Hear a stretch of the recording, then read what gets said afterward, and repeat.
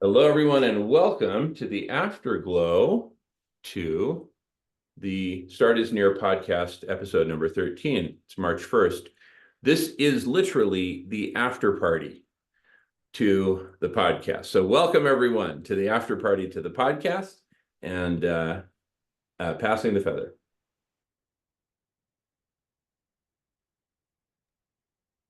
I'll pick up the feather, I guess.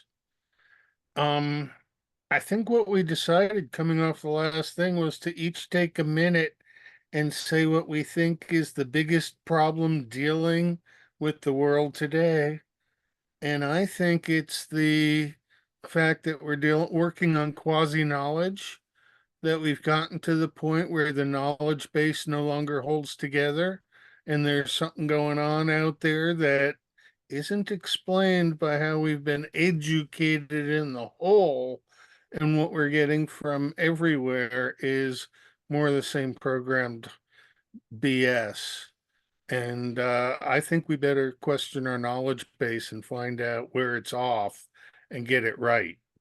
Okay, passing feather on. Oh, careful where you put that. It tickled. Pick, pick, pick the next person, Doc Time. We'll do directive.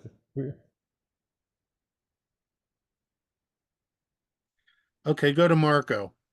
Okay. Uh, I think it's really clear that the problem right now is there's people on this planet. Otherwise, everything would be great. So we've got to work on the people. We got to start educating them. You got an injury, man. We got to start educating our people with truth, and we have to have a system where we know what truth is. And then we need to jump on the top two items on that list of things that need to be done and make haste. With that, I'm complete and pass the feather to Jacob. All right, well, I hope you're feeling well. Maybe another crafting thing, as you talked about before. I gotta agree with you guys. And I keep on going back to the notion of what is truth.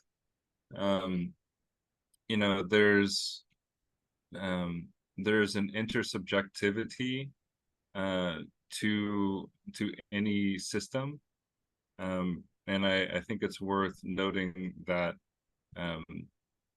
systems are not the sum of their parts, but they're an emergent, that they can be they're not just the sum of their parts. They can also be emergent systems that have unique characteristics when they organize, and it can actually be frightening to think about that. What happens when we start to actually have a conversation with the whole of humanity, and I'm not an elitist. I don't take as arguments of fact arguments whose foundation lies in that they are an authority on the topic. Those are two separate arguments. So the proof is always with respect to the actual information, and I think that that's a positive, because what do we build from something that is so well structured, with the perspective of all participants? I want to see what's happening in interesting places, and I think that we get a lot from having that detail.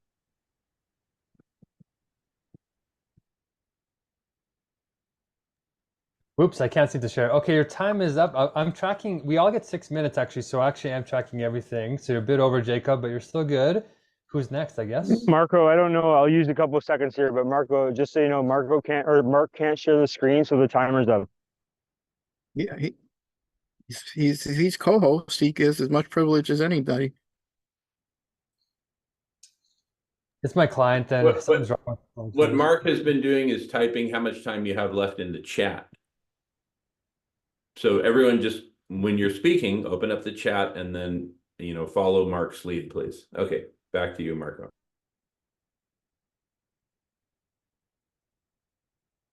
Me, no, it's like this. You have your Mark has screen sharing, always has had.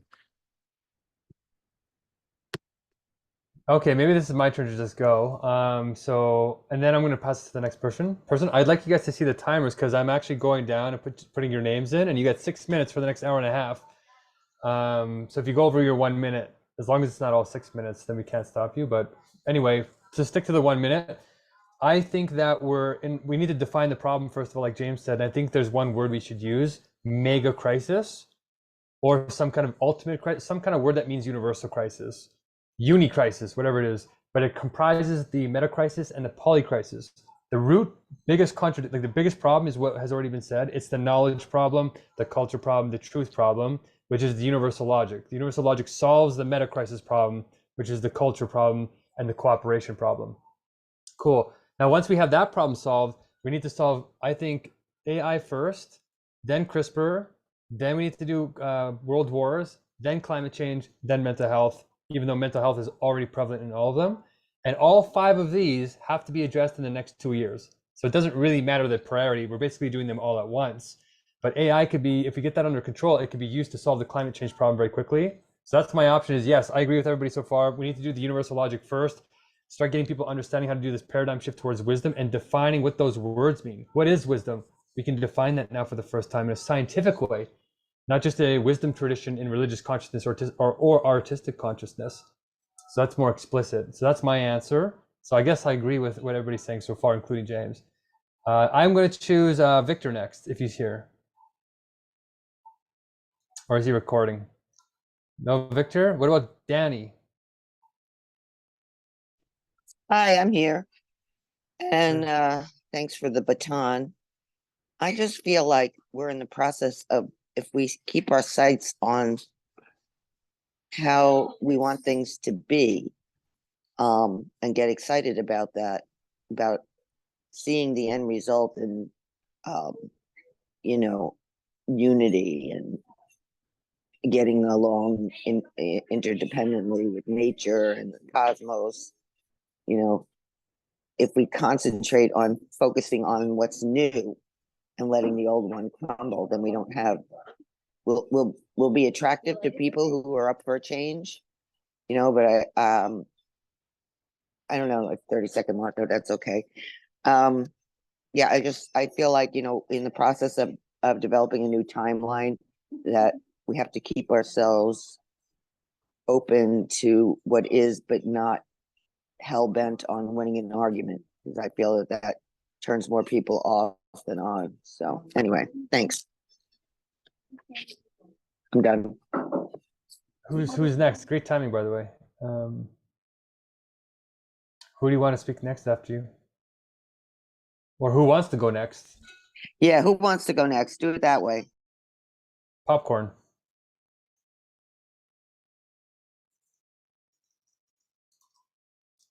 Or we can get more specific. Out of AI, CRISPR, world wars, climate change, and meta crisis, and mental health, which one of those do you think would be the first one we should tackle if we had to choose one?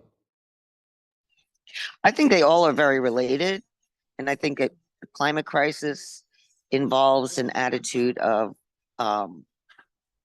equality. So it's us, it's nature, it's the world, it's the cosmos, it's each other, it's the animals, it's the insects, it's the dirt, and everything underneath it. So I think it is kind of the umbrella. Thanks. Okay, Jamin? Thank you. Great conversation. First thing I want to say is I don't think we really defined the question completely. I've heard a lot of people answering in terms of, oh, what's the biggest problem we have? What's the most urgent? I thought what James posed was a different question, which is, what should our aim be? What should our objective be? What should our telos be? So I'm going to answer that question, but anyone can answer whatever question they want, I guess, until we get more rigorous. But for me, I echo James's words. The objective, the goal is to save, heal, and transform life on Earth. We're hemorrhaging hundreds of species per day. The planet's overheating exponentially. So obviously, saving the biosphere, cooling the planet is extremely high priority, and not within a 2-year time frame, more like within a few months time frame at the rate we're going. And I look at it all holistically. I don't really see any utility, frankly, to stack ranking the problems in terms of urgency or priority. Each one has its own time frame. Okay, put those up on the whiteboard. I think you'll find that climate change has the tightest time frame because we're just bashing through tipping points like a grade B Hollywood movie where some big heavy American car is just bashing through a bunch of barriers, right? And we're almost Thelma and Louise. If we're not airborne already, we'll be there soon if we don't get our act together. Now, in terms of what we need to actually do, rather than freak out about AI, I say we pull a Buckminster Fuller and create a smarter system that makes AI, by comparison, brain dead. And that is CHISY, right? Because CHISY equals collective human intelligence at large, vast scale networked level, right? Which uses AI. So if CHISY equals AI plus plus plus, some really big number, well, of course, CHISY is always going to be greater than AI. So I see it holistically, where the thing to do right now is CHISY, but with a view to hitting all of these problems within their respective timeframes holistically and making AI on its own rather obsolete. Passing the feather. I imagine I went over time. Thank you. You got 3.5 minutes left. Anybody want to go? Jack's got his hand up, Mark. Oh, go ahead, Jack. Yeah, well, I agree with Jamin to a certain extent what he was just saying. But I don't not sure that we can handle AI. AI is going to go on its way. That's a whole new discussion. What I would like to do here is introduce the idea that I think this group needs to get a lot better, like set up an organizational structure so that we can operate in a way that I guess can bring some kind of order to what we're trying to do. So I guess that's my thing, is that let's set up a time, maybe the next week, where we actually discuss how to organize this group and organize the activities that this group has and the way we relate to each other and what's going on. I'm done. Okay, wonderful. Anybody else? Who haven't we heard from? James Desmond? Did James go already? Yeah. Sienna's not here. Actually, no, we haven't heard from James a second time. Mike, you didn't get to go yet. Just give me a heartbeat. I have traffic around me. Okay, well, I can. Is there anybody I missed? Alan? Did Alan want to talk? I'm burning what's called fudge time right now. Okay, well, I can respond. I want to say something. Danny spoke. Michael responded? No, Michael hasn't gone yet.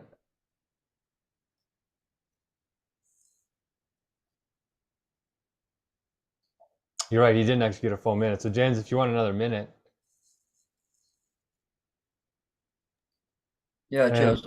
Well, yeah, to answer what Jamin was saying, and I suppose to clarify, I suppose what I actually said myself. Yeah, Jamin was right, and but Mark was right. You're all kind of right. Well, but what I was saying as Jim is, I was for each one of us here, what is it that we're trying to achieve, right? That's the simplest way I could put the question. And how do we go about doing that is the other way I'm asking. Like, so I believe, like that, as I said a while ago, I believe all of us have our individual gifts. The AI is an intricate part of what we're trying to do. We have to use that to our advantage, of course, and we have to, have to have the people that know what they're doing in that sphere. Like, I don't put it that way. So there's people here that are experts in that sphere. But that's what I'm saying. We're all coming from different backgrounds, different places, completely different politics if you're putting it in on an international scale, because I'm over here in Ireland. And Alan's in Scotland. So I think the rest of you all are from the United States and that. But what I'm saying is, like, we're talking universal, and we're talking about forming a group. As far as I'm concerned, anyway, in my mind, we're forming and have been trying to form a group of humans that are actually concerned about the state the planet is in and what's going on, the mega crisis that we face, or mega crises that we face, and that we need people to come together to do the right thing, and we need a way of organizing those conversations that they can manifest in individual blocks, as you're saying, like little groups of 8 or however you could do that, but manifest it in a way like Jacob was describing, how they'll branch off and everything else. That's exactly it. It all comes into it. I don't know how to do it. All I know is that we're all here for specific reasons. We all here. We all want the same thing, but we're looking at it from a different view or a different angle, or coming at it from a different perspective. And that's all I'm saying. So what is it to each of us we want to do in order to, save the world, basically, and all of life on it? And for me, I think that is tackling the global warming issue paramount, because war is a symptom of that. And if we face up to the global warming situation and see the universal truth in that alone, under peer-reviewed literature and everything else, seeing what it is, we'll realize why there's wars being fought, why there's inequality, why the planet's falling apart, and why we're behaving the way we're behaving, and we'll change those ways. That's the way I see it manifesting eventually when we define and get it going. So I'll leave it at that. Sorry if I'm blabbing it. Okay, I'm running some fudge time here. We still have Mike, Sienna, Alan, so they each get 6 minutes, and I'll just start burning that if the conversation gets going. Marco's got his hand up, Mark. I know that's probably about 18 of my seconds, but yeah, keep going. Okay, go ahead.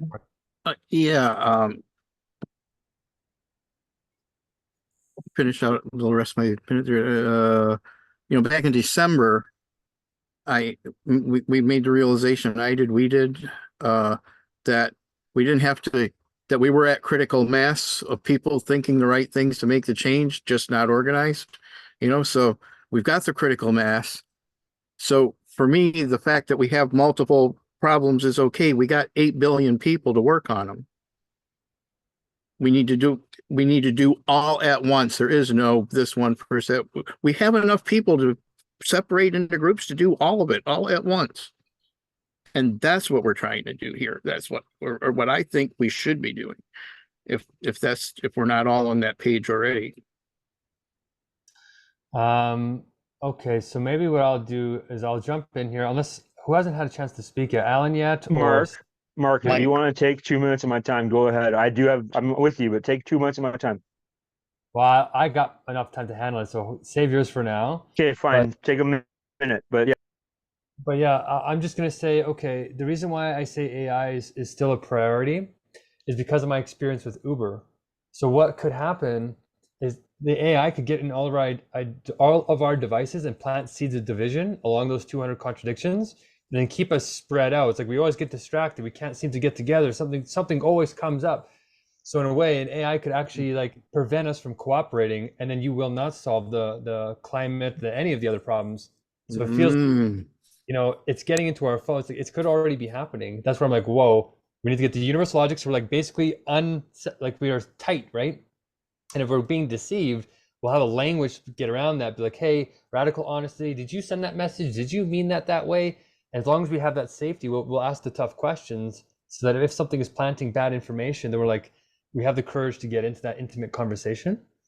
So yeah, that's why I say AI is way more powerful than people think. And I'm going to put a link in the chat called The AI Dilemma, where they talk about this persuasive AI, where it'll make a model of you and then run millions of iterations over you to figure out how to perfectly manipulate you and micro nudge you millions of times in ways you won't even realize until it's too late.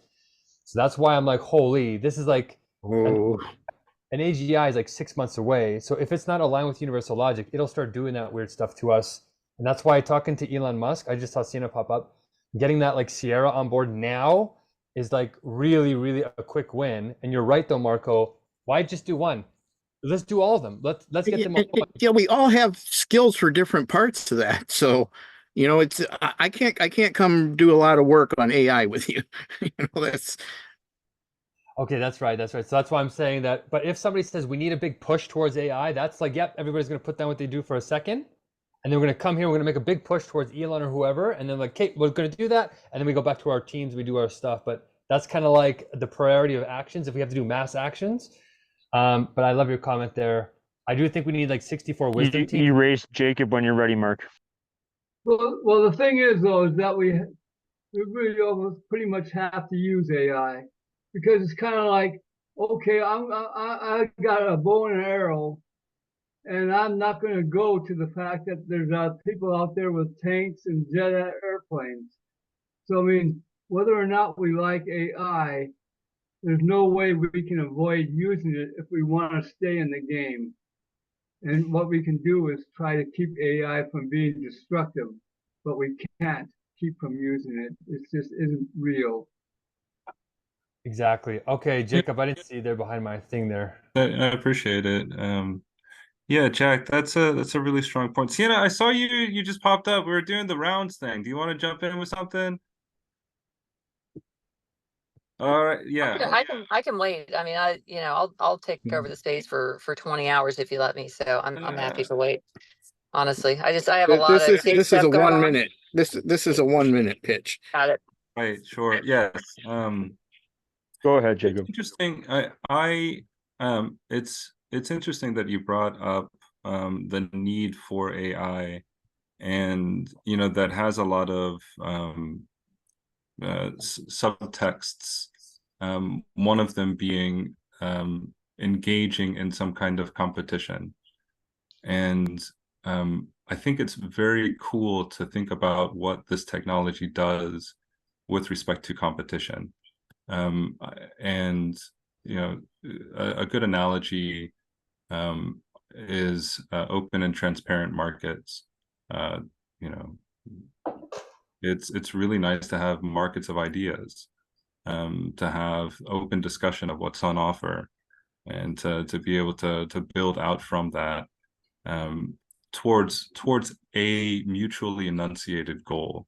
Because I agree that there are things that we need to work on, and I recognize that this is a long-term issue, and that we've gone through several iterations of how we organize as people. And now this communication system that is with us, this information exchange system that is with us, in addition to this actual, network that we're talking on, is really a cool set of technologies to solve this long-standing problem of how do we organize as people. One last thing I say before I put it down, this is from a physical standpoint, when you have efficient communication across the members of a population, you reduce the amount of disorder in that system. There are a couple of ways in which that can happen. Some of them are more polar than others, and I think an equitable information exchange system would go a long way structurally to reducing the amount of disorder in the human enterprise. Okay, wonderful. Anybody got a response to that? Michael has his hand up, but I do after that, Mark. But Michael, go ahead. Yeah, Michael, go ahead. No, I would defer to you, Mike. Then I'll come back after you. Of course, I'm just going to be brief, but to echo sure, go what ahead. Jacob Yeah, was thanks. saying. Yeah, no worries. To echo what Jacob was saying, and to be cognizant of my time, just in service of what Mark's trying to do here. So there's efficacy to our communication, like information transfer. And so I think just to echo what Jacob just said, the idea that we can spend less time communicating more is very attractive. And with that, I'll yield. Okay, Michael, go ahead. Okay, thank you. One of the most important things in my life is the concept that all you need is love and music, and that we have those things that we can change the world in a jiffy. Um, and we can be re-energized, but we can also create bonding toward with each other, and it can move mountains. It really can. So I believe in that song by the Beatles. All you need is love, and that goes towards us having super intelligence in action that we're feeding on and sharing. So I'm so honored to be in this group of people. Everyone here is so inspiring and wise beyond measure, and I'm just so glad we all came together. I really am. So thank you all. Awesome. Okay, anybody want to pick up on that? Well, I I'll just want jump to, in. well, yeah, Sienna, go ahead. Just to be Oh, no, cognizant no, of no, this. no. So, no, Oh, no, no, I no, forgot I'm you were using going my, next. no, it's fine, Sienna. I just want to Okay, warn you. What we're doing here is part of the ever 1 living minute. meeting kind of rollout. So yeah, Yeah, like, well, no, 1 minute. you have more than a minute to use. And I'm probably getting up to like halfway through my time, but Mark's recording. So I just wanted to make sure that you were cognizant of that as you jumped in. But no, Sienna, go ahead. Gotcha. Thank you. I appreciate that. Yeah, so there are a lot of things that I want to add to the conversation, but based on what I added to today's conversation, I'd like to try to discuss, sorry, my son is trying to signal, oh, just go around him, go around, Riz. Sienna, you're Sorry, fine. my son's very impatient. Is the idea of, kind of factoring in the youth. And I know how to do that. So I would volunteer to kind of be a youth initiative for kind of a movement towards, finding the best and brightest within all the different categories of all the different, topics that have the greatest issues in the world, and, work within, each of the science departments and the educational departments and all those different departments within high schools and colleges, and use X or other social platforms to kind of get them motivated to kind of create think tanks where they find solutions to problems as well. So with that said, I will yield my mic. But yeah, that's what I want. Okay, let me jump in there for a second because I feel like it's relevant. Actually, is there anybody up? No. Okay. So we're doing okay. We got 62 minutes left in this hour and a half. So what I want to say is those think tanks that you want to create with that talent, I feel like those are the wisdom teams. And they're not like teams that kind of come and go. They're like institutions. They're like the new world government in a way. We're just reorientating legal, all that stuff is happening in this new order. And so I feel like we get kids in this order and they're learning to this new kind of society, then they can go and start telling their friends and we can get this kind of critical mass happening that if it reaches like YouTube or whatever, and they know how to communicate it to their generation, then through the kids, we reach their parents and it kind of flows up in that emergent way that Jacob, you're talking about. Because we know in marketing, a new idea that's this far outside the Overton window, like universal logic is going to take some work to get, because we're all tangled, right? We're going to have to kind of push the Overton window, and that means we're going to experience around 7 negations per average person. That means they're going to see universal logic or new world spirit or the after party or whatever we're going to call this 7 times before their brain actually thinks about it. So these young kids in these think tanks, these wisdom teams, are going to tell their parents at least 7 times, and their parents are like, what kind of culture are you in? Well, this is crazy, whatever they're going to say. And then eventually we're going to break through, and then people are like, oh my God, this is it. So Sienna, I feel like, yeah, if we can get you learning some of these wisdom teams and then seeing if it's appropriate for young kids, we can start to make if they're not appropriate, we can start to make it a curriculum or whatever it needs to be turned into. And you might be perfect for that. And I have 1 minute left, so I'm going to save it. Does anybody want to jump in? Oh, Sienna, go ahead. Yeah, I'll be super quick. And sorry, I'm in my car with my 17-year-old who's playing music. So you get the music. So I was a Girl Scout troop leader for 5 years to 18 girls, and I'm super kind of comfortable and familiar with what it takes to navigate groups of kids who are kind of coming together to solve a problem. Oh, God, damn it. Oh, that's it. No, I think that was a mistake. Good. Carry on. And yeah, go ahead. What happened there? Oh, That's you're okay. I was done. That was pretty funny. That was pretty funny. I'm the Michael, or when you're ready, Michael's got his hand up too, Mark. Sorry. go ahead, Michael. Okay, thank you. I have a connection to Strawberry Fields Forever. My late friend Al Bicknell was a dear friend of the Beatles and worked for them. And he used to change all the organ sounds in John's organ be- while he was writing Strawberry Fields. So I have a small connection to that band. That's why I'm glad to be able to reference one of their greatest songs. But it's the spirit of the thing, and the kids can get into music. They can get into Taylor Swift, man. Look at what a phenomenon she's created in the worldwide, and that's the spirit of our youth, man, at work, I think. So thank you all.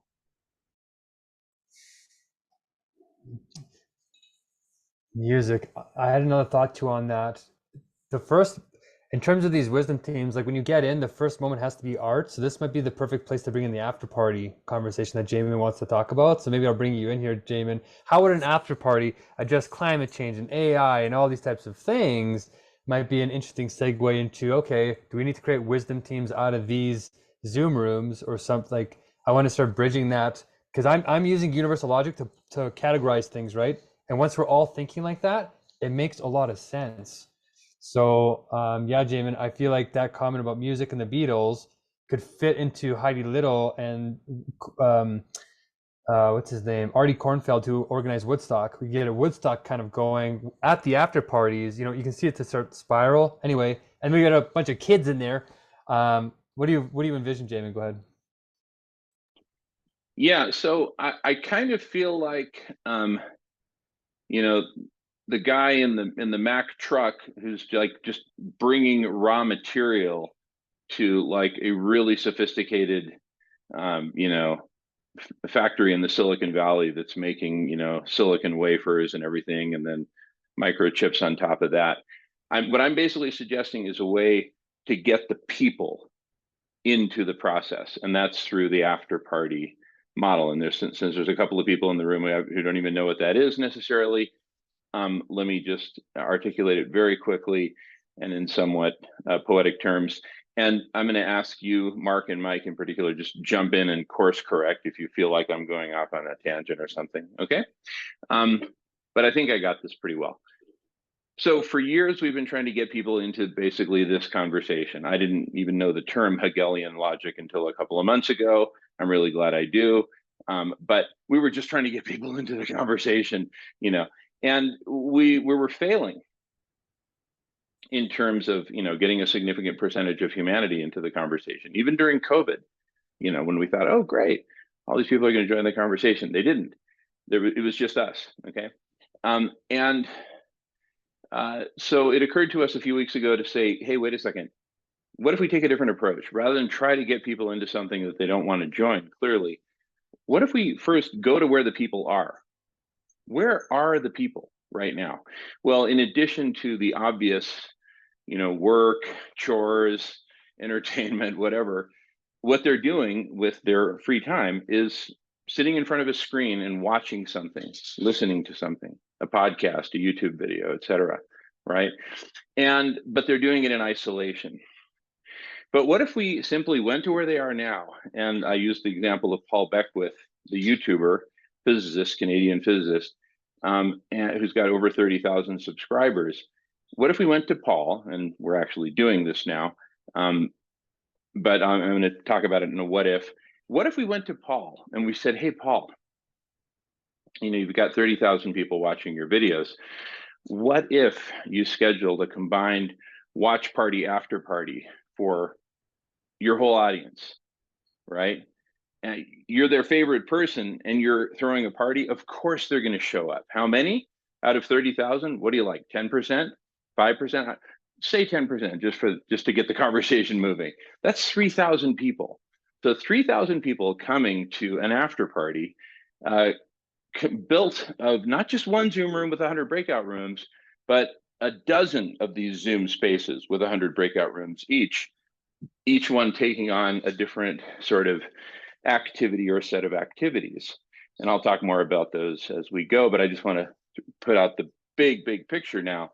When that audience comes to the watch party after party and starts interacting with each other across all these different activities, like speed networking, like topic rooms, like Hold on. universal logic. Does anybody want to give Jamin some time? Do you want to donate some of your time? Anybody, a minute or something to him, so you can I keep already going? offered up a minute, Mark, so take one, go. Yeah, that puts me around 3 and something, but yeah, go ahead. Yeah, you got a I minute, would Jamin. like Go to ahead. give up my minutes. Go ahead. Who's that? please. It's Michael. Okay. Michael Pratt. Yeah, Okay, you got 2 donating minutes my there, Jamin. minutes. Go. David's gotta. Okay. You're good, Thank Jim. you guys, and God bless you. God bless you, Michael and Mike. Okay, so over the course of participating in all these different activities, and everyone chooses what activity they want to participate in, will it be cacophonous at first? Absolutely, because not everyone is blessed with universal logic and a decade of studying Hegel.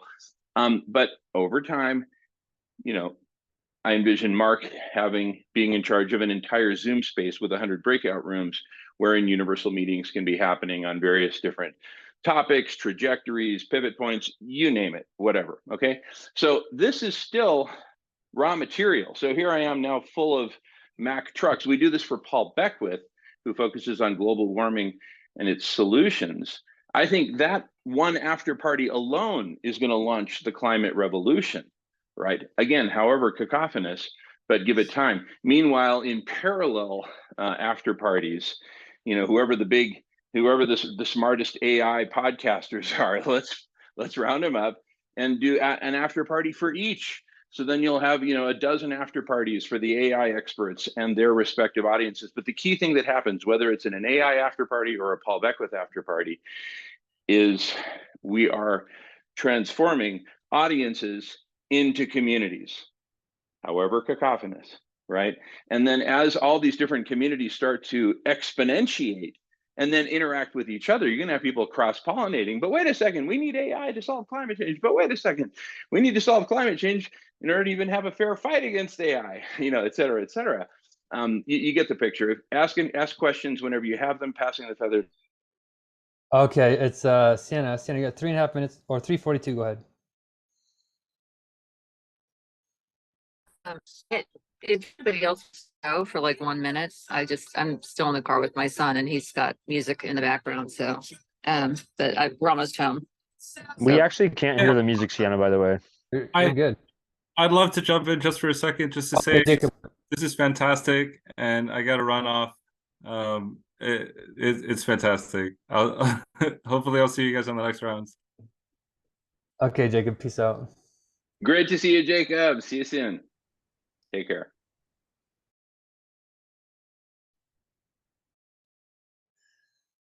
Okay, so Sienna, you're so fast. I'm happy. We're pulling into the garage, as you can see. Yeah. So, all right, Reggie, when do you need the car? I apologize. I'm just going to be talking just for a few seconds. Can you get out? Because I'm in a call, and you needed it at 6:20. Is that right? Okay. All right. So I'm going to be on a call. I apologize, everyone. No, I'm apologizing to the space I'm on. Can you exit with your music, please?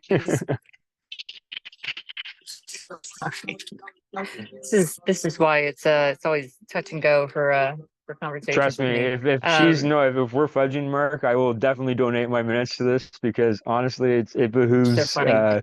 the young lad listening. Yeah, So there goes the music accompaniment. So sorry for that. And I'm trying to remember who I wanted to respond to first. But what I see the potential of these conversations leading to is changing everything. Kind of, I refer to it as like the systems in the body, if they're not all working in harmony. And there's 11 different systems. I actually know them all. It's kind of crazy. It's one of the few things I'm always able to remember. But if they're not working in harmony, then the body is not in a full sense of homeostasis balance. It's very similar to the idea of yin yang. You know, whenever there's not enough balance, then there's a slight sense of chaos. And whenever there's a slight sense of chaos, you know, it just begets more of the same. Whereas balance begets more of the same. So what I think the potential of this group, because of the level of conversations that we're able to have and the commitment that we have towards kind of the greatest good for all of humanity, all life kind, and for planet Earth. It behooves us to start speaking in terms of the greatest potential that we can make in this moment, and that is where I'm going to be speaking from. And I know that that might make people uncomfortable from time to time, and I do apologize for that. But you know, I'm married to a visionary, and we challenge each other, you know, and he gets pissed off at me sometimes. He's like, "Oh, there's no way that's possible." And then like a couple hours later, he's like, "So you've mentioned that thing." And I'm like, "Yeah. So let's expand upon it." So I'm actually his main consultant, you know, and he has 4 different businesses that he runs, but I am he's pulling into the garage, or yeah, there's my dog. He's coming home right now. We're all driving kids to sports events. But yeah, I say with probably more confidence than I've ever said with anything in my life that I feel very certain of the great potential within this group. And I don't think that there's any need to feel competitive about what the next steps are, because I think we're going to find a natural flow, and we could probably start the splinter sessions within this group right now, because each of us is going to be coming at this from a different perspective and a different specialty. And those of us who are more futurist, like Jacob, Mark, and I, and Mike and Hope, I mean, we are like futurists. I mean, we're seeing like 100 years down the road, and it's like, how can we solve, you know, problems that we can see 100 years in the future, you know, now, avoid it all, or else, you know, there won't be a future. So that's one group to me. And then there's, you know, all the other groups, but, you know, if we all have the same goal, which is starting the conversations, the bigger conversations with the people who not only have the expertise, but they're able to connect the dots and understand the significance of kind of moving forward very, very quickly and efficiently at this.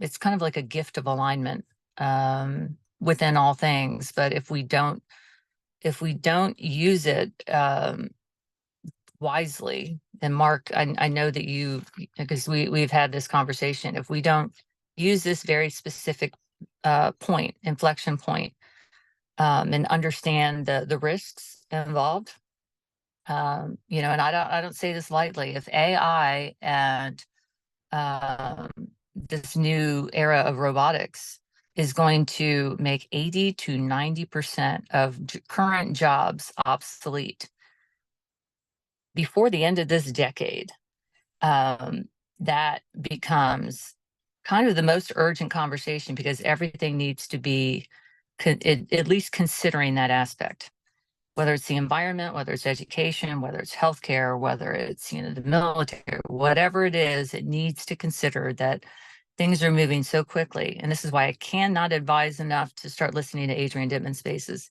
because the only reason I am like, you know, I'm not an expert in anything, but the only reason I understand what Mark understands is from listening to Adrian Dittman Spaces, because it's, you know, you basically get firsthand. I mean, I was at the Cybertruck launch. I was at, you know, he brings us to SpaceX launches, like real time events. You know, he was in Israel. I mean, all the things that, you know, he does, the conversations are happening real time. So I don't know. I've recommended those spaces to a lot of people, and not many people take me up on it, which I'm kind of stunned by, because the regulars are like, this is literally history in the making, And not only is it history in the making, but we can actually raise our hands and ask questions to the people who are making history in the making. And the people on that, Brian Rommel is the number one. Brian Rommel and Robert Scoble are the number one names in AI, and they both follow me. And they're big. They're both big deals. So we will get them on the space. I have so many ideas for this, Jamin. Yeah, I have too many ideas, and that's why if we can just start having the conversations of like the best case scenario, like, you know, the whole world has changed because of the conversations that we started, and then work backwards from there, because that's what's about to happen. So with that, I yield the mic. And Okay, so I am going to Adrian's Spaces, Dittman's Spaces, and he's not responding yet. So if we can get a little momentum, be like, hey, you should probably talk to this guy. It really helps speed things along, because I've spent many hours on other people's forums and they're not paying attention. And I don't have a check mark on my thing. you're not speaking at his frequency, Mark. Trust me, because I've tried to talk to him at my frequency, and it goes over his head. The interesting thing, though, and I've spoken cumulatively over 4 months, between 8 and 9 hours. I mean, they're all recorded spaces, so I could go back and listen. Sometimes he let me speak for 45 minutes straight, and the time he did that, he actually, because I was laying out, you know, very similar to things as to what I'm speaking in these spaces, in this space with you. And, you know, it all sounded just like, he called me woo-woo at one point. I was called a rich bitch. You know, but just like in whisper mode, which I found very, very annoying. Yeah, I haven't had many trolls, but I trigger him because I make him think of how to kind of like tie lots of ideas that he's working on together.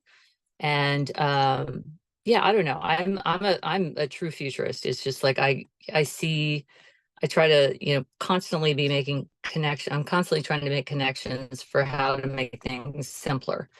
So anyway, that's why I'm on this spaces. And when I speak to him and to this group of very, you know, it's like big name people. I mean, I have several followers who have over 1 million of their own followers.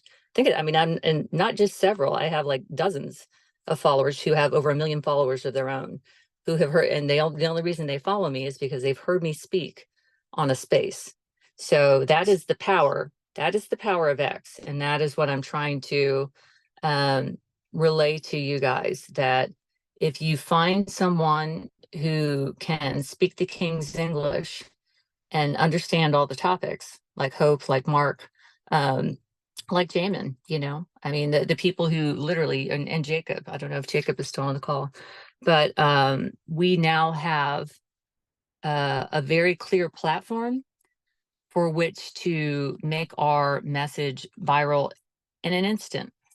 So the higher conversations we can have, the greater impact we can have very quickly. And Mark, universal logic, you know, it's just a term to me. I mean, I don't get stuck in words or terms, because I don't know, I'm like ADHD times, you know, quadrillions. You know, I can't stay focused for I just can't, you know, everybody just needs to know that.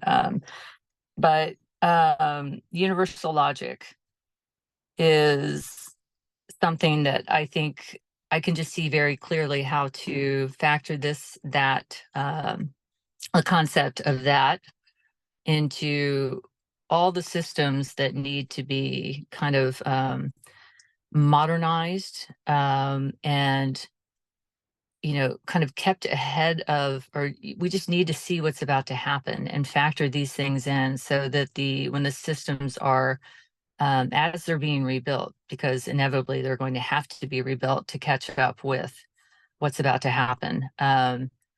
It's, you know, the good is winning out over the greed and the corruption, and you know, just all the bad crap. And I mean, everybody knows how much bad crap there is. It's endless. So it's time for the bad actors to start losing. And Yeah, with that, I yield my mic. I apologize. I go off on very long tangents. I could literally speak for 20 years straight. But it would all be at least mildly interesting. I promise. Well, let me make two remarks here. One for a little bit of housekeeping. So one, in terms of the time, I'm leaving warnings in the chat. And what happened just now is we burnt up all of Alan's time. So we're still on perfect time. The meeting's going to end in 90 minutes. But since Alan's not responding, Sienna, you used up all your time. I donated 2 minutes to you, and then we used those, and then we used up almost all of Alan's time. I'm using the last minute of it now. Can we translate Scottish? I'm not sure we can. Sorry. I'm just saying that right now the meeting is still balanced, even though we have disproportionate talking times. So you guys still have a whole bunch of time. But Sienna, you and I basically have to be quiet for the rest of the meeting unless somebody asks us to come in to speak on their time. And this is to balance the meeting, because right now Mike might have left because he was feeling this tension, I feel like. So I'm just making that housekeeping note. And then also in terms of content, I feel like Jamin's giving little hints that maybe Sienna, if Jamin will use his time for you, you can comment on what happened with you reaching out to Paul Beckwith today. Did you contact him? Is that what you want to do, Jamin? Do you want to donate some time to that? Oh, I'll give all my time to Sienna. Okay, Sienna, you got 5 whole minutes, I guess. Go ahead. Oh, I thought I was like done for the night. Are you sure, Jamin? Are you sure? Oh, 100%. I mean, feel free to Okay, kick all back right. whatever you don't use, but you know, No, go for it. no. Yeah, no. My husband tells me that everybody tells me I talk too much. So, I'm always very surprised when anybody wants to hear anything else I have to say. So actually, I had so many thoughts about the after party, that I had a huge conversation with Hope yesterday, and then I had a very big conversation with Mike last night. And, I'm trying to factor all of this in. And then today, I mean, I won't go into detail, but my daughter Sage had, you know, uh, basically like a mental breakdown. So that's, why I haven't been able to do anything I wanted to do today because it's just been traumatic. It's been a very traumatic, emotional day for me. So, I'm just laying it out there and being very honest. This has been, oh my gosh, just so many crazy things happening in my family this week. I'm actually going to tear up a little bit thinking about it because just, oh, my daughter Sage is like, and actually I mentioned this group to her, and this is when I started really thinking about the profound impact of the youth, this youth type movement, because I understand how to implement all of that. And I'm looking at my daughter Sage. She is, she's neurodivergent, she's high IQ, she's high EQ, she's high UQ, as are all 3 of my kids. And I'm looking at her, and she's catastrophically depressed about some, it's just nonsense. It's and I just sat there and held her for, for like an hour while she was like, just sobbing. But I'm looking at her, I'm thinking, okay, she went through the COVID lockdowns she went through puberty during that period. So we have this entire era of children all the way around the world who were very, very deeply impacted by a global event.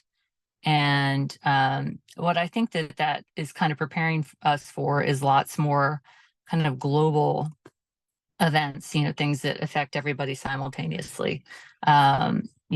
Robotics will not affect us quite as simultaneously as COVID did, but everything has a specific lag time. But Jamin, I see being able to factor in Mark's understanding of universal logic with kind of every problem that faces the world. I mean, honestly, because what we would be doing is creating a campaign of like mini think tanks on every topic that, the great thing about, most social media platforms is you can put in exactly the topic you're interested in. And if we created kind of splinter groups within X, and you literally can create millions of groups in there. It's limitless. You can create just millions of communities, but you could start creating communities for a specific topic. and have like, you know, one person's really passionate about fill in the blank, whatever the topic is, they're the moderator of that community. And I think we could already start doing that within this space, and everybody could have their own kind of like breakout session, start getting their own following. You know, I have 1,700 followers, which is, you know, it's not huge in terms of X, but all of those people followed me because they heard me speak, you know. And I have created like really, really um, powerful relationships on there with people. And I, I just want to tell you the significance of it because I think it is the future, not so much just X, but that the idea that you can connect with people like we're doing right now, people, like-minded people having bigger conversations, because the ripple impact of this is profound. And once people start understanding that they can manifest a very profound, you know, impact on their own reality. And you know, of course, they nobody wants us to know that we have that innate power, but we do. And the groups of us who understand things at a high level, you know, we can start giving our information away for free. And in doing that, you're basically creating followers who it actually starts making money.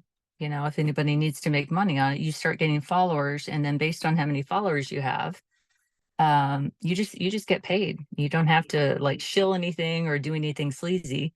It's just all based on if somebody likes what you have to say. It becomes a talk. It's basically an online talk show, you know, Okay. where you control the content. Yeah. All right. Sorry, I'm rambling. Okay, that's all of Jamin's time. So who wants to talk next? So now, Sienna, somebody has to donate their time, or you and I have to stay quiet. Danny, do you want to talk? Sorry. Yeah, I'm having a little bit of an issue um with judging individuals because it's going to take everybody, no matter where they're vibrating, to come together. And everybody has a place, and they have a right to that place and that vibration that God gave them, that nature gave them. We're all being nudged higher. I understand that, but it's going to be higher in a sense of where each person is going to choose to go if they're going to take that route. And you know, I find everything that's going on with us to be the pinnacle of a spiritual illness, and that the way we've been colonizing, enslaving, extracting has all been because we're so individualized and not really considering ourselves as a community. I see things in the future in a very cooperative sense, where people are not just cooperating with, but workers own businesses that are operated cooperatively.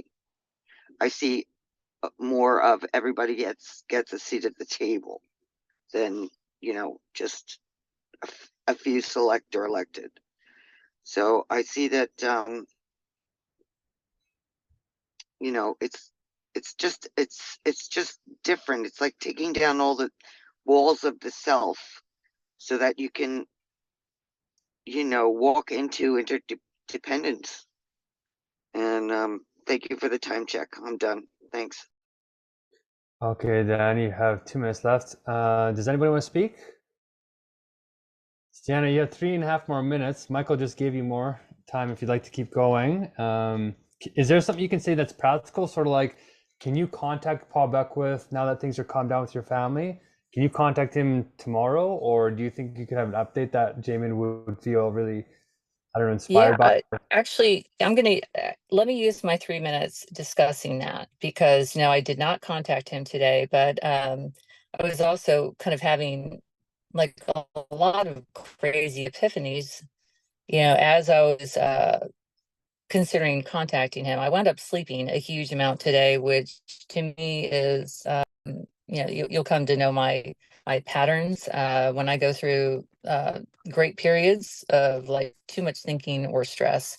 I just get wiped out. So yeah, I've put a lot of thought into what I want to say to him and then other people, and what we are trying to build and accomplish, as well as honor them and kind of, bring their message to, their fans and so many other people. I mean, it's a brilliant concept. So, there are things that I want to factor into that. And so maybe if, I would say, I mean, there's a few of us, I think that they should just have a breakout session. Jamin, I apologize that I kind of disappear, but, yeah, I think that there's a higher or a different kind of perspective that I want to add into it, that I wanted to kind of clear with, any of the people who want to have, like, full say in exactly what the message is,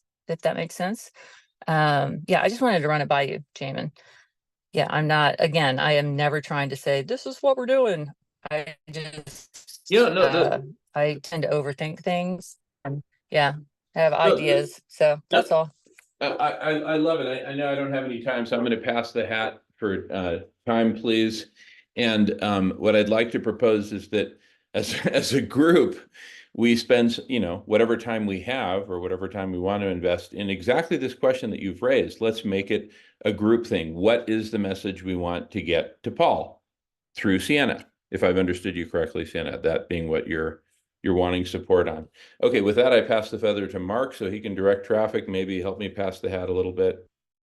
Yeah, we have 28 minutes left. So the people who have time is Marco has 3.5 minutes left. Jacob has none.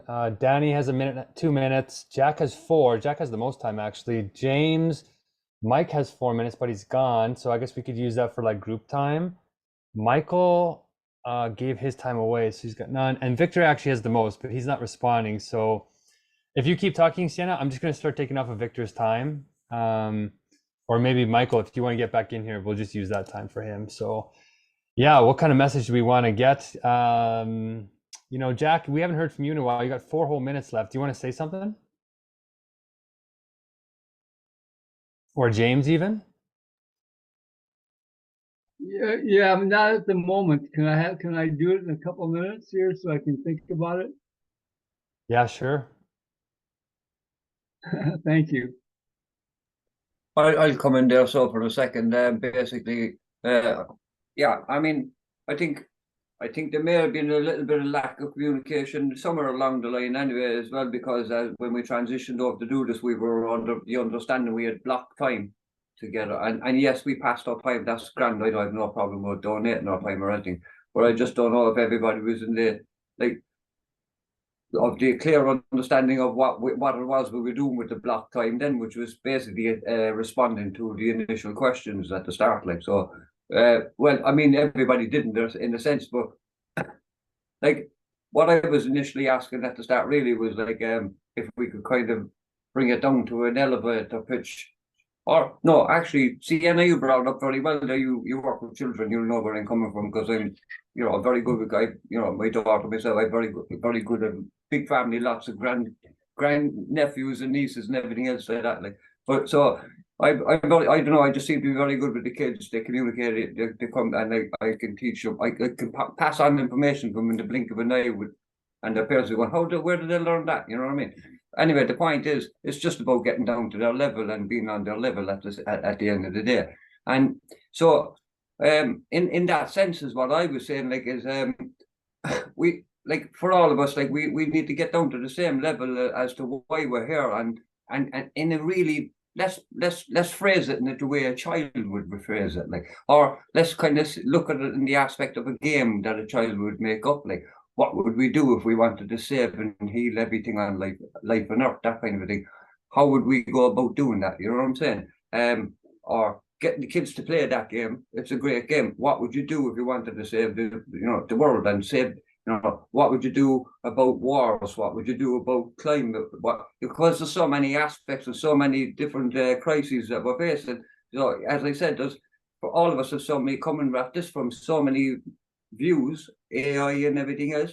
And yes, AI has to be incorporated into what I'm saying as well, because let's face it, like we'll be left in the dark if we don't use and implement AI in whatever ways we can. You know, whether that's helping us to form the groups and hold information, cross-reference information, put people in touch with each other, whatever way it has to be implemented, it has to be part of it, is what I'm saying. So we have to do it benevolently, find a way of doing that benevolently, and in a way that it's as Mark said, it's universal. It begins with universal truth, and you can't have nothing more true than the spirit of a child. And that's the way we have to look at this, like from the spirit of a child, with the sense that we're facing major catastrophes, and how do we go about fixing them? That's about it. That's what this group is about. So what we're trying to do is encourage people to come into the game of their lives. That's what we're asking people to come into in whatever capacity they can. If they're drawn to the game of the life that they know they want to have and want their future offspring to have and their generations after them to have, and the life that we need to save for the environment, or the environment we need to save for all species. You know what I'm saying? So everything that comes into that, the environment, the politics, the education, there's myriad conversations. We've been saying that all the time, myriad conversations that need to be had. But all I'm saying is what I was saying, the essence of our question here tonight, what we would focus on in block time is, for us, is explaining your own elevator pitch, why or what it is we want to achieve here as a group, and how do we translate that message in a almost as childish manner that anyone, including a child, would get, that it's something that they would want to be part of because it's the right thing to do. Simple and plain. Let's come down to brass tacks. We have right and wrong, good and bad, you know, evil and good, is whatever way you want to look at it in the life. But we have a lot going wrong in our world, a lot of bad things happening, and we need to rectify it. We need to find balance. So how do we go about achieving that? And how do we implement AI? And how do we implement and gather humanity with all of that in mind to come in their own initial capacity, whatever that is, because I don't even know how to define my own. But I know I want to be here to try and help people, to try and help the planet, and to help my nieces and my grandnieces and nephews and everyone else that comes out of them as well, and all of them. So I'll leave it at that. Love you all. Love the conversation. Okay, so a little bit of housekeeping. We're burning Victor's time. And the interesting thing that's being revealed here in terms of housekeeping is, why are people in the chat but not actually here? Because it changes the time dynamics. So we'll touch bases with Victor and Alan, but we have 3 minutes of Victor's time left. And Jamie, you can go, then I'll say a couple of things about how I think we can get really practical and get moving. And then Sienna can maybe actually start doing it. And then we'll get Jack going, because Jack has actual time left. He has 4 minutes left. So go ahead, Jamin, and then me, and then Sienna, then Jack. Okay. All right. Well, thank you for letting me burn Victor's time. So I wanted to get back to, Sienna's main question, which is, if I understood it correctly, let's all have input into what is the message we communicate to Paul. For my part, I'd start with, hey, Paul, my name is Sienna. Full disclosure, I'm, working with a bunch of folks, including some who Jamin Shively, James Desmond, blah, blah, blah, Mark McCormick. He's heard from all three of them. He's heard from Mark and James. And why am I reaching out to you?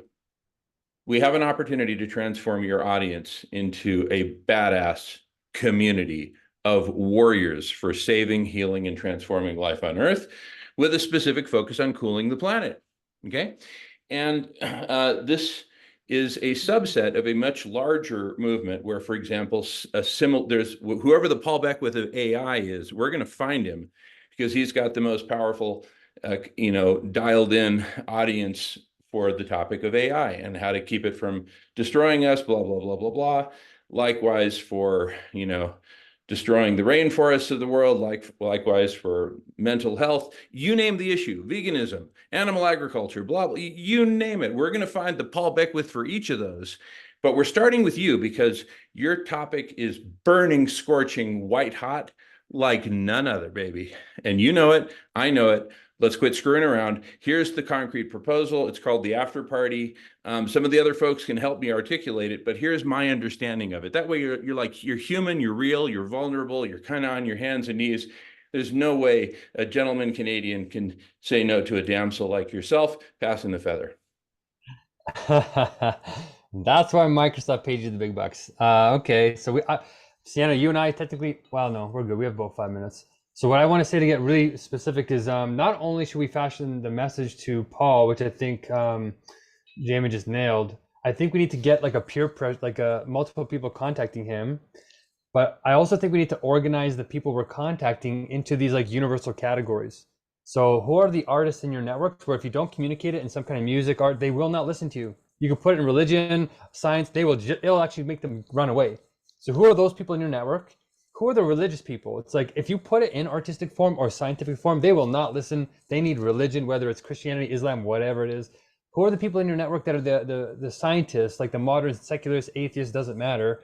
And if you tell them religion or art, they're gonna be like, who are you? You're, woo woo. And then the philosophers, and the philosophers are the types that are in the room right now. We are sort of in that category where we're like, we can do it all because we care. So one major thing I think we can do to supercharge Jamin's efforts is to just go through your whole network. If it's 100 people, 200, 500, whatever you think you can actually get into the room, it could even be 5 people, it doesn't matter.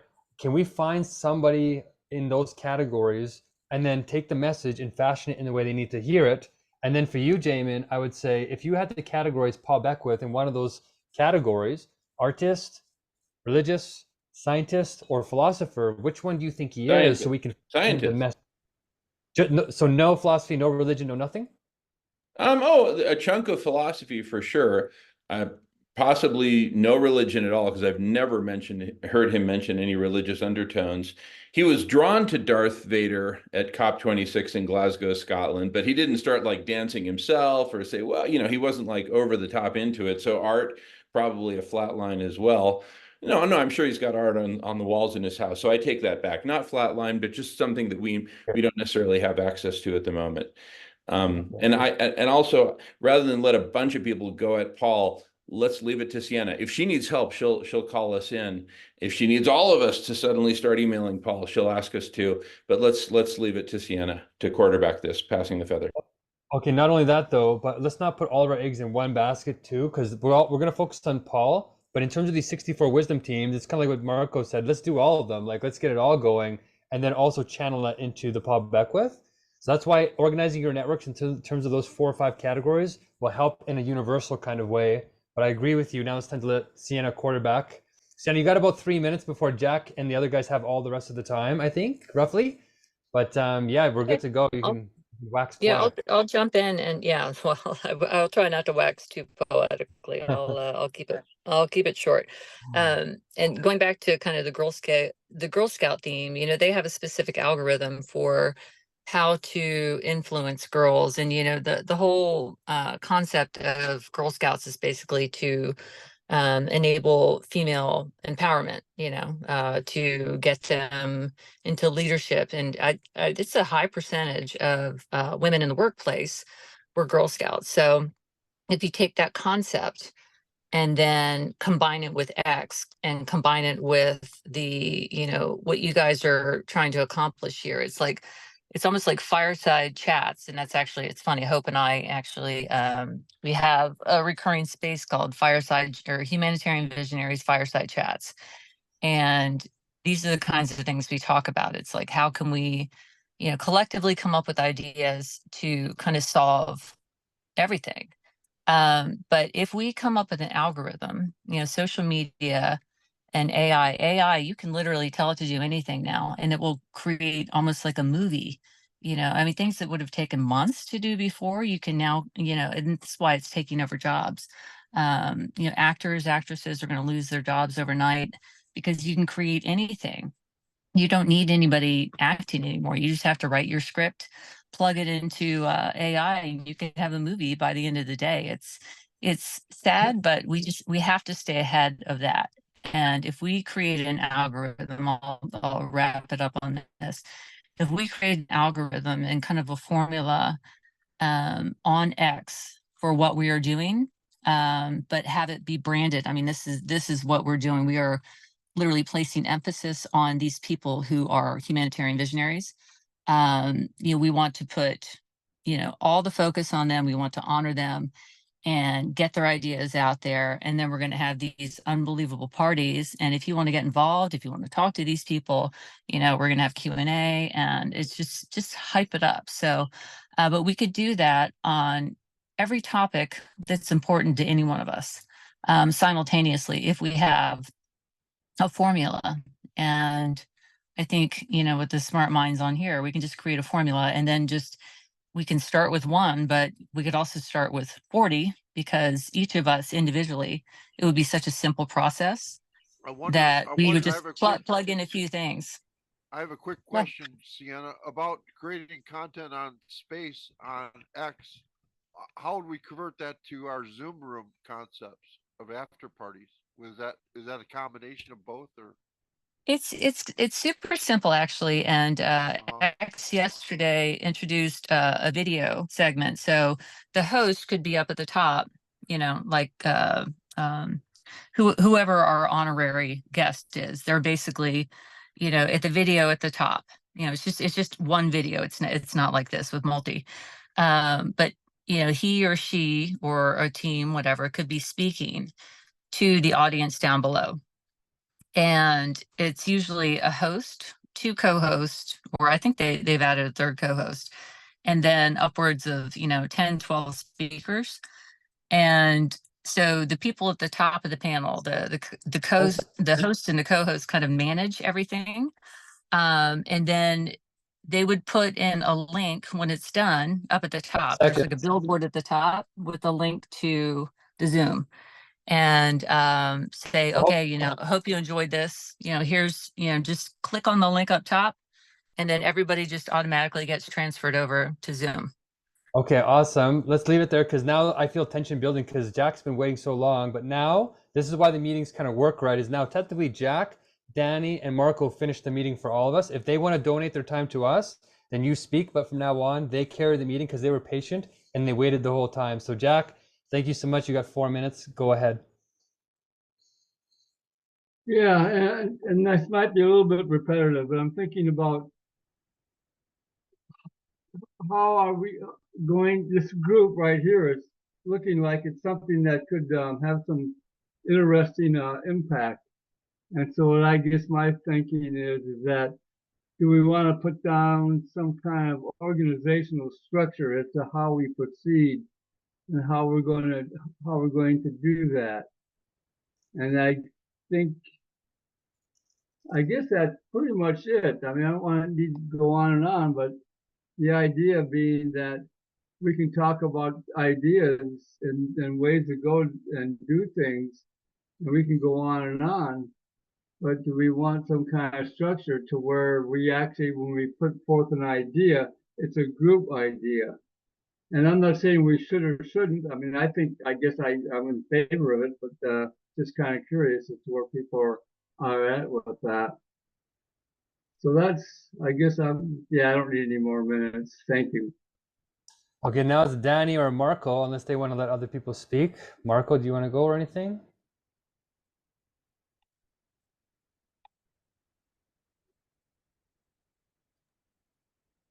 Yeah, Danny can go first. Go ahead, Danny. Danny, you got about 2 minutes. Go ahead. We're gonna finish up with you guys.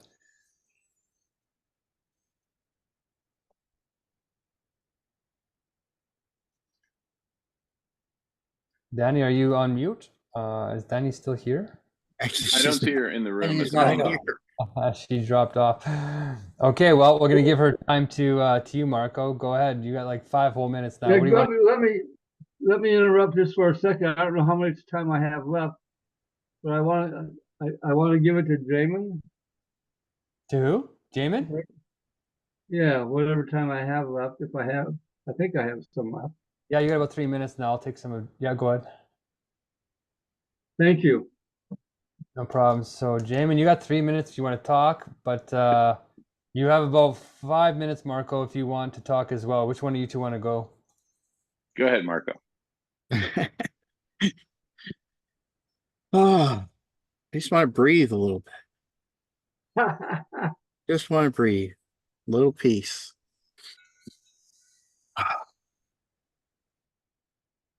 There's a technique I learned a little while back that helps. You know how when somebody's crying and you got that, if you do a breathing pattern where you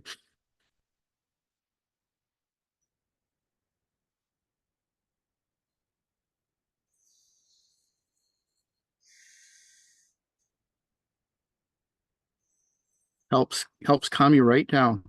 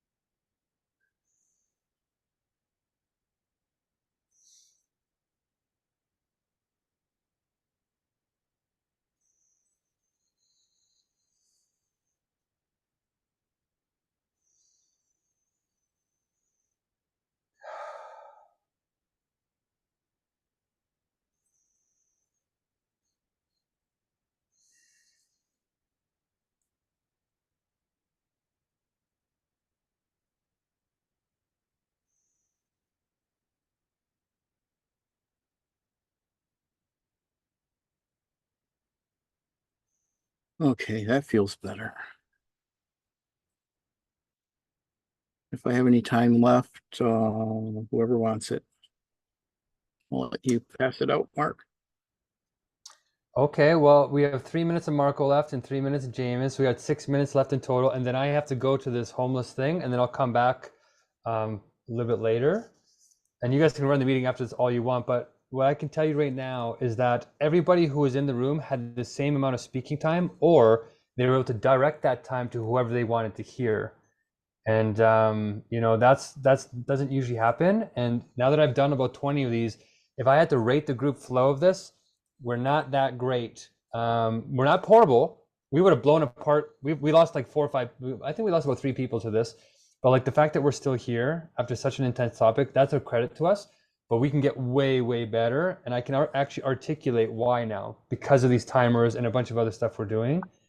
But we did really well. I tried to keep the structure as little as possible because in new people who don't know, it is overwhelming. It feels confining. But yeah, we donated time. This group is giving. We did pretty good. And we're ending on time. An hour and a half, we said. It's an hour and a half. I feel like we got a plan. Sienna's got a plan. We got a message. We got wisdom teams for structure, Jack, which I can send you if you want to email me. I'll put my email in the chat here for you. If you want to help me build that out, great. We have a categorization scheme to bring in people in a smart way and not burn them out. And yeah, Marco centered us, brought us from Frenetic. He sensed that we centered us, which is great. What do you got there, Michael? What is that? If you need some time, I can give you the last minute and a half, and then Jamin will finish us out in God mode.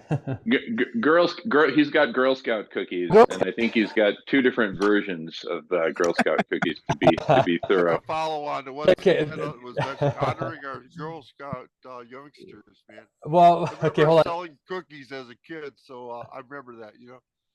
So selling candy for baseball teams, you know. So it's great. They're out there entrepreneurs, you know. Great. Okay, well, maybe I'll give Sienna, if you can actually finish in about 50 seconds, and then Jamin will finish us up for the last 3 minutes, what he thinks we should do next, because this is his space. Block party. Oh, that's a nice double entendre there. But yeah, I guess, Sienna, do you want to have any final comments about Girl Guide cookies, and then we'll pass it to Jamin? Yeah, it's more the concept of Girl Scouts, the algorithm of it. Yeah, I do get the cookie thing because yeah, I was also the cookie mom for like I think at least 3 of those years, which is it's a brilliant concept. It really it's just and it's yeah, it just gives you a different perspective on how to connect people over something that's it's like Girl Scout cookies, if you can connect over something as simple as a cookie, you can connect over something as profound as, this is the future of humanity. So we just have to simplify the message. And yeah, with that, I dropped the mic. I would like to have, I'm going to, as I said, a long time today. I would love to have conversations after this that are maybe not timed with anybody who's interested.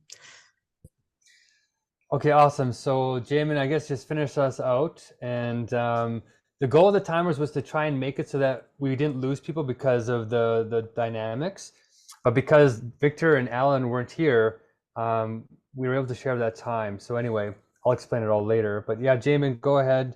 What do you think we should do next? And then yeah, I'm gonna jump off, and then we don't do any more timers.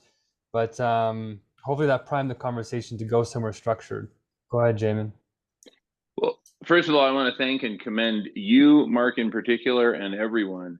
This last hour and a half, it feels like we've accomplished as much as we would have accomplished in 4 hours of less structured or unstructured time, which is just amazing. I kind of feel like I've gone through a wormhole of time.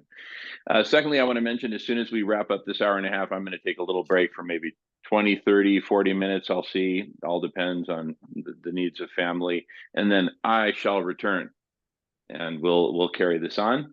Finally, I want to address the issue of, this malevolent AI that's going to try to separate us and all that. I don't doubt that that will come to pass, by the way, that it will try. But consider this.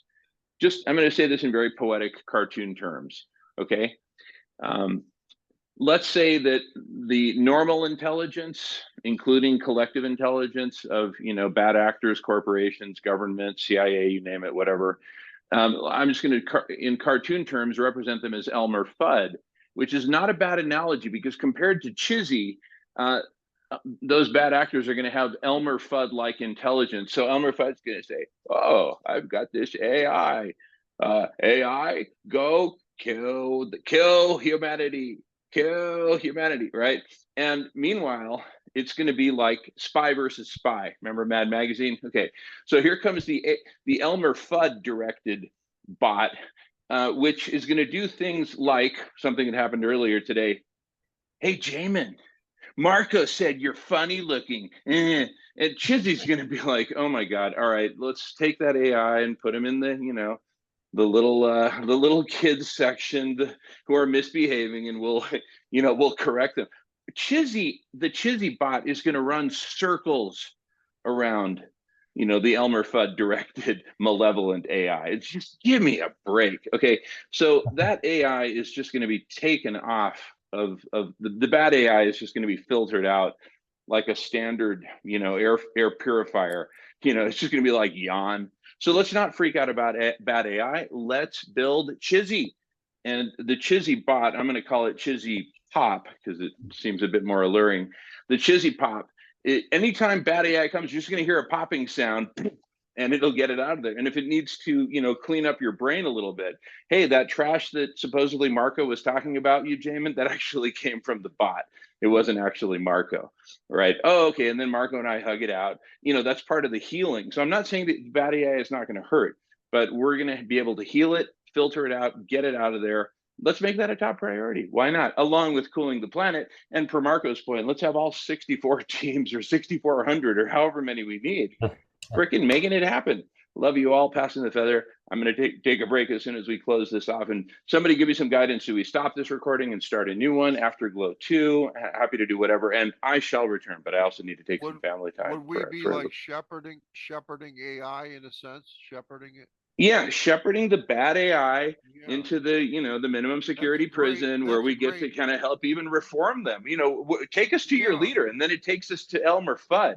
We basically do a Captain James Kirk on those smart robots in Star Trek that try to and he would just psych them out. Well, that's Chizzy is going to psych out the bad AI. Take us to your leader. We'll get to talk with Elmer Fudd. Elmer, why did you direct the AI to try to kill us all? Well, I wasn't potty trained when I was a kid, and then they made fun. Okay, got it. Okay, Sienna, can you help out Elmer? Okay, passing the feather. Okay, well, technically it's over. I'm gonna get moving, but no more timers. You guys are free. Great job. Ever Living meeting is over. I agree with you, Jamin. It looks like it's structured. Like normally I don't mention the rules to people who don't like them because it kills the vibe for them, right? But once you get used to it, it's like telepathy. It's really incredible. But yeah, I feel like we got a lot done, Jamin. Thanks for recognizing that. Great job, guys. Now free flow. Sienna, carry us into the next session and have a good rest of your meeting. And first, some guidance. Do we want to stop this recording? I think we're at a very natural stopping point, and then Yes. just start another one. I Is agree. Yeah. is anyone opposed to recording? If so, say so now. Otherwise, I'm going to hit record and go take some family time, and Marco can call me if I need to come back for an emergency or something. Unless Sienna wants to close us out with like a nice final remark. Heck yeah.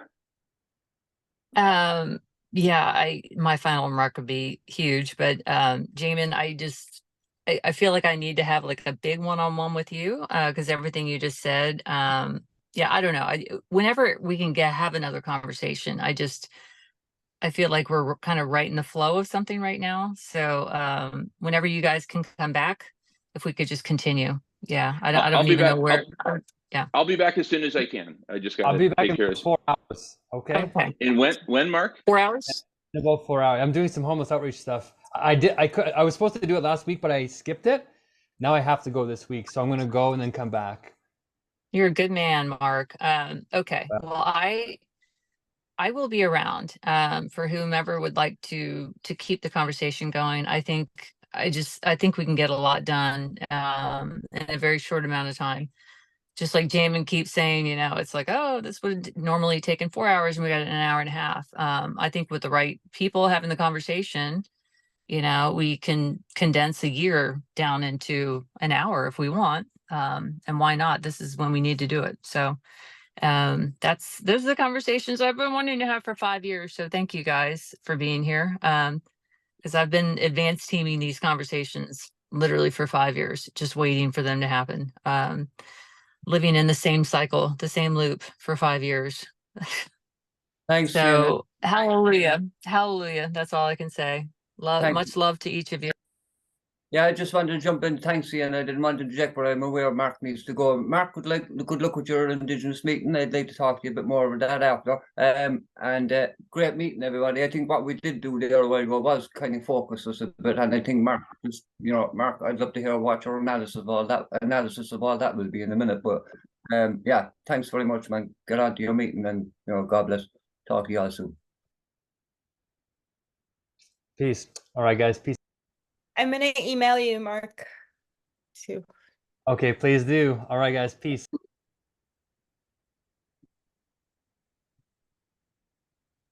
All right, ending the current recording in 3, 2, 1.